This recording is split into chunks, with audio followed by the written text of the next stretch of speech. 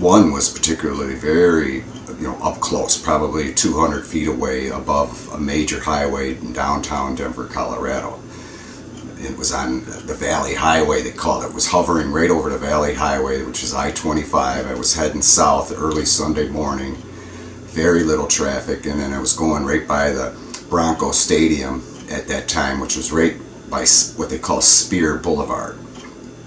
And it was just approaching that bridge southbound on I-25, and there was a UFO hovering right over the Spear Boulevard bridge over the highway. And this thing was wider than the highway, and this was at the time about at least a 6-lane highway with shoulders and all, and the stadium was just on the right side as it was heading south.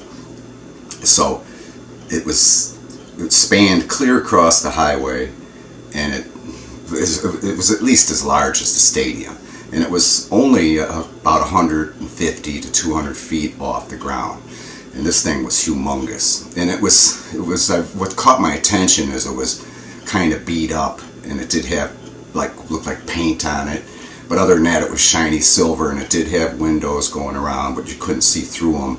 And it was such a remarkable experience. I did have 2 people with me who later totally don't recall this event, which was really weird, because we didn't talk. It was so bizarre, we didn't talk about it for quite some time. It was like hard to get your head wrapped around it. But I pulled over, so did other vehicles also pulled over on the right shoulder, and we all got out. We were looking. In fact, there was already a couple cars stopped and people out and looking at this thing.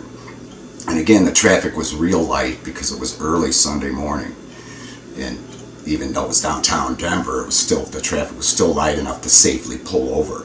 And as soon as enough people were observing this thing, and again, I wasn't the only one. I had 2 people with me in the car. They didn't get out, but I did.